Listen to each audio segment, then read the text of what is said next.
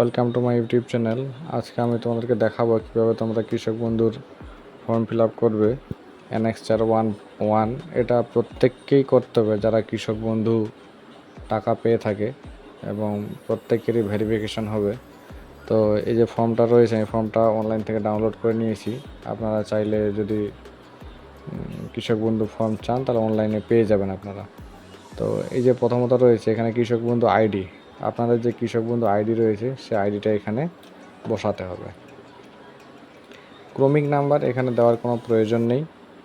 দ্বিতীয়ত, এখানে ডান দিকে দেখা যাচ্ছে যে যাচাইকৃত যদি সঠিক হয় তবে যাচাইকরণীর কর্তৃপক্ষ টিক চিহ্ন প্রদান করবেন। ঠিক আছে, যে যাচাই করবে তার যদি সঠিক মনে হয় তাহলে টিক চিহ্ন দিবে এখানে, যিনি যাচাই করবেন। তো প্রথমত বলা হয়েছে এখানে সুবিধাভোগীর নাম, আপনার যে কৃষক বন্ধু পায় তার নাম দিবেন। এখানে কৃষক বন্ধুর রেকর্ড হিসাবে বা ব্যাংক পাস বই হিসাবে এখানে তার নিজস্ব নাম দিতে হবে। এখানে পিতা, স্বামী, স্ত্রী, অভিভাবক যে কোনো একটি যার যেটা রয়েছে সেটা নাম দিবেন।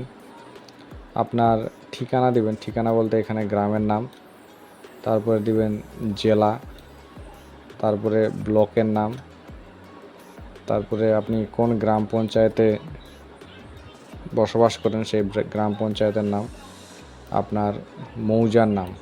ঠিক আছে, এগুলো দেওয়ার পর আপনার ব্যাংক ডিটেলস চাওয়া হয়েছে। ব্যাংকের ডিটেলস এখানে দিবেন, ব্যাংক ও শাখার নাম, এখানে আপনার ব্যাংকের নাম, তার পাশে শাখার নাম দেবেন। তারপরে যে ব্যাংকের অ্যাকাউন্ট বই রয়েছে সেই ব্যাংকের আইএফএসসি কোড, তারপরে এখানে দেবেন অ্যাকাউন্ট নাম্বার, আধার লিঙ্ক মোবাইল নাম্বার, আপনার আধারের সঙ্গে যে মোবাইল নাম্বার রয়েছে সেই মোবাইল নাম্বারটা এখানে দেবেন। তারপরে দেবেন হচ্ছে এখানে আধার নাম্বার, এখানে ভোটার কার্ড নাম্বার, এএসডিডির তালিকাভুক্ত কিনা, মানে আপনার নাম ডিলিট হয়েছে নাকি, যদি হয়ে থাকে তাহলে ইয়েস করবেন, যদি না হয়ে থাকে তাহলে নো করবেন। পিএম কিষাণের সুবিধাভোগী কিনা, আপনি পিএম কিষাণের সুবিধা পেয়ে থাকেন কি পান না, যদি পান তাহলে ইয়েস করবেন, যদি না পান তাহলে নো করবেন। এবং আপনার পেশা, এখানে অনেকগুলো পেশা দেওয়া রয়েছে, কৃষি, কেন্দ্রীয় সরকার, রাজ্য সরকার, এছাড়া আরও অন্যান্য পেশা রয়েছে। তো যেগুলো পেশা আপনারা যদি থেকে থাকেন তাহলে দিবেন, আর যদি না থাকে তাহলে কৃষিকাজ দিবেন।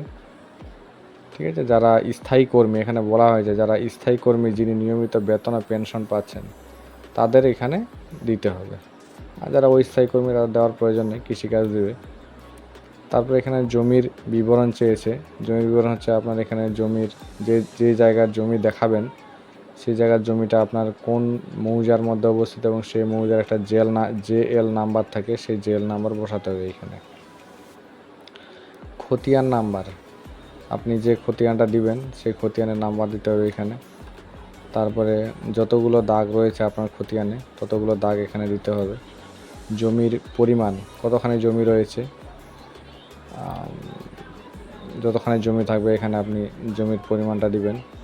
আপনি যে 2000 মানে কারেন্ট খতিয়ান দিলে সব থেকে বেশি ভালো হয় আর কি, তো চেষ্টা করবেন এই বছরের কারেন্ট খতিয়ান দেওয়ার।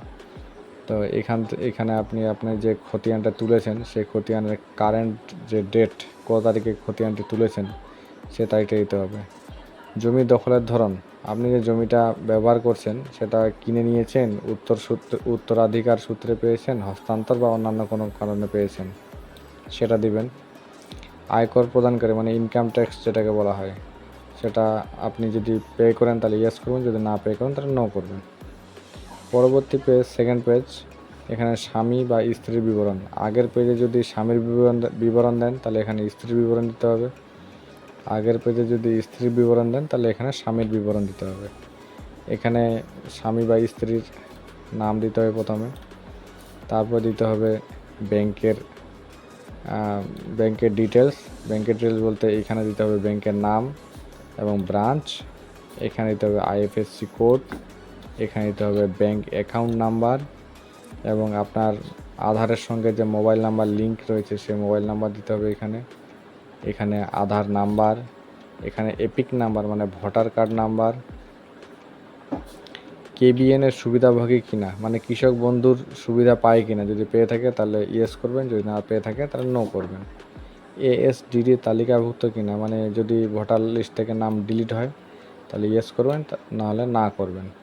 পিএম কিষাণের সুবিধাভোগী কিনা, যদি পিএম কিষাণের সুবিধা পেয়ে থাকে তাহলে ইয়েস করবেন, নো করবেন।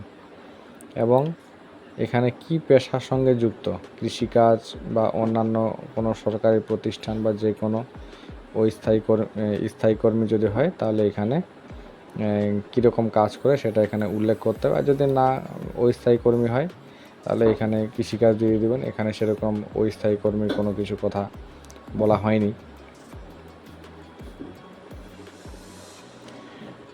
ঠিক আছে, তো সব শেষে এখানে সই করবেন। এখানে যিনি প্রথমের পেজে যার নামে অ্যাপ্লিকেশনটা হচ্ছে সে এখানে সই করবে। সই করার পর একটা নির্দিষ্ট যে কৃষি দপ্তর রয়েছে সেই কৃষি দপ্তরে গিয়ে জমা দিয়ে আসতে হবে। এবং নিচে যেগুলো রয়েছে এগুলো কিছু করার দরকার নেই, এখানে লেখা রয়েছে ফর অফিস ইউজ।